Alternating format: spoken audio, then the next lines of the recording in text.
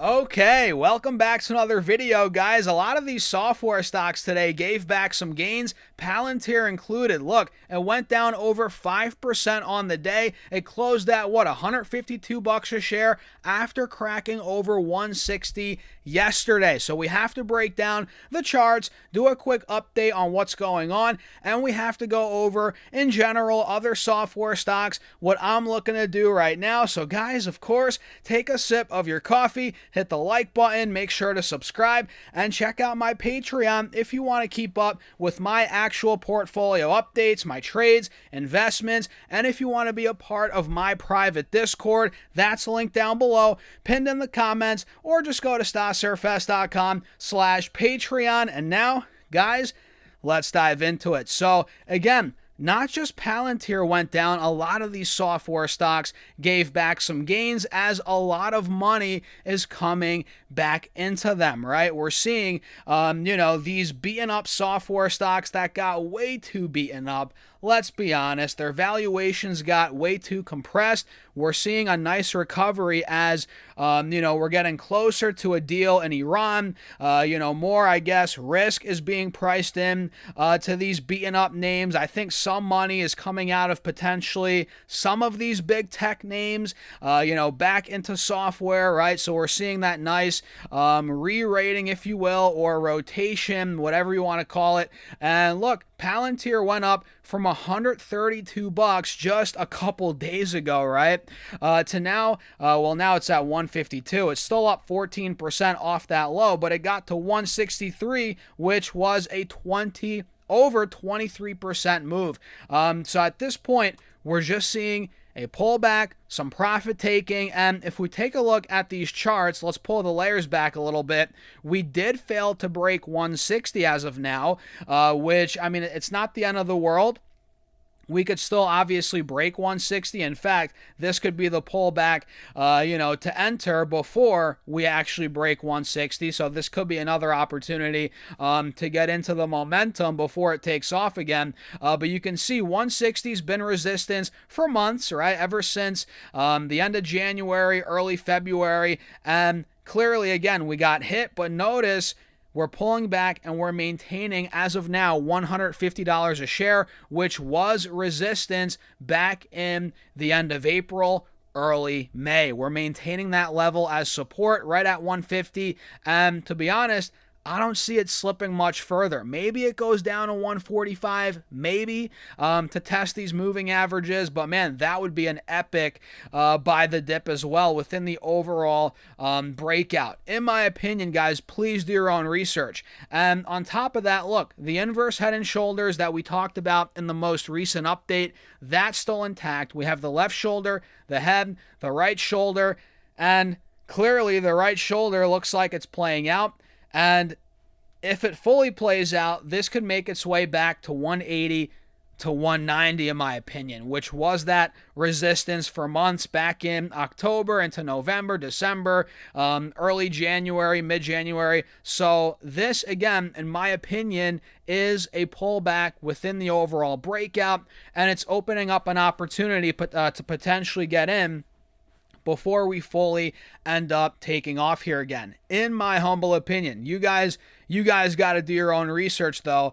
But I think Palantir, out of all of software, it's one of the top dogs, one of the top names, and it still has that, cult following, if you will, although they haven't really been, as loud this year as they were last year, the cult following behind Palantir, but they're still there, man. They're still diehard Palantir fans, shareholders, and, once that momentum kicks off, what do you think's going to happen? All the algos are going to jump in. All the big money is going to start piling in again, and this thing's going to take off. We're going to see buy ratings. We're going to see price target increases. You guys know how this game goes. That's what's going to happen, in my opinion. And we're going to look back and be like, holy crap, Palantir is at 180, 200 plus, and just a little bit ago, it was at 130. So, yeah, I think right now, 150s, mid 140s if it gets there. For me, I'm looking to add for my trade in my trading account, and that's kind of where I'm at right now. Let me know what you guys think in the comments down below. And again, Software stocks today took a beating. ServiceNow went down over 6%. Let's pull this up. Ticker NOW, and it's been breaking out. We have a golden cross. We took out the highs from the beginning of March. We got hit at 138. That was the high from the end of January. We got hit there, I think, yesterday. Then we pulled back to about 125. So we're trading in this gap right here between 125 and 138, 140, and buyers are coming in at 128. So this could also be a little dip in the overall breakout that could be an opportunity, right? ServiceNow could fill the gap again, in my opinion, to 138. Then if that breaks, we could be going even higher from that point. So ServiceNow, I like the way it looks here, guys, chart-wise. Let's see, what else did worse, or not worse, but poorly today. Salesforce went down about 4% in the software space, 4.2 to be exact. It closed right at $200 a share, and it's getting hit at the resistance from back in February, March, right at about 200, 205. That's a sticking point, which I think will break by the looks of it. And I think this stock could start making its move, back to 220, 225. So CRM took a little hit, some profit taking, right? Adobe, which I'm not a big fan of, I got to be honest. Out of all software, Adobe is one that I'm not really fond of, to be honest, which is funny because 5 years ago, if you asked me, I was a huge fan of Adobe, right? I wanted to own the stock. It always traded at a premium. I could never actually own it because it was never cheap enough to own. But now when it's actually cheap to own, I don't want to own it because I think AI is going to really disrupt this business a lot, in my opinion, a lot, and it's already doing it. I think, a lot of these software companies are going to use AI, and yeah, Adobe's using AI, but the reality is, man, in 5-10 years, you're going to be able to make full-blown motion pictures probably with AI. It's going to be able to edit your videos. It's already able to make insane pictures, thumbnails, edits on photos, right? This is a big problem for Adobe, and I think people are underestimating how much of a problem it really is, and that's the reason why the stock's down so much. And ChatGPT, the introduction of LLMs, which then, of course, kind of snowballed to where we're at now. All of this was the end of the the start of the end, beginning of the end, whatever that saying is, for Adobe. So I think Adobe is screwed long term. I got to be honest. Buying it does not make sense. It would only make sense for a trade, maybe for a quick turnaround over a couple weeks, months. But even then, man, I just don't see the potential. So you got to be careful in the AI or in the software space. You got to realize what companies are using AI and what companies will be eaten up by AI. I think Adobe is going to be eaten up by AI. Look, I have Adobe products, and let me tell you, man, I use them, and I'm just one person, I get it, but I use them way less now than what I did 5 years ago, right? 5 years ago, I was in Photoshop every single day, right? But nowadays, I use Photoshop what? Once or twice a month, if that.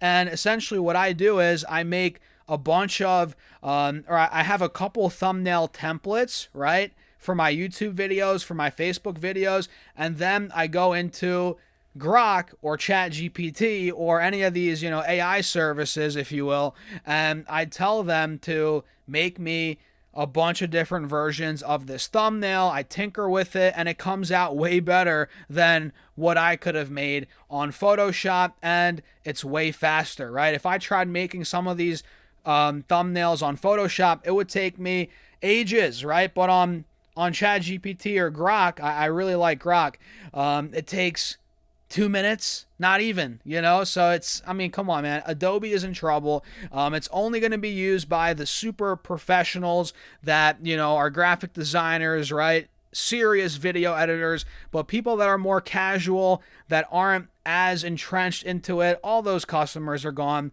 They're going to use AI. And in 5-10 years, we'll see if I'm wrong or right. I think I'll be right. So what do you guys think? I'll wrap it up there. Let me know your thoughts in the comments. Hit the like button, subscribe, join my Patreon for my portfolio updates, my private Discord. All that's linked down below, pinned in the comments, or go to StockSurfest.com/Patreon. And with that being said, cheers. I'll see you all in the next video.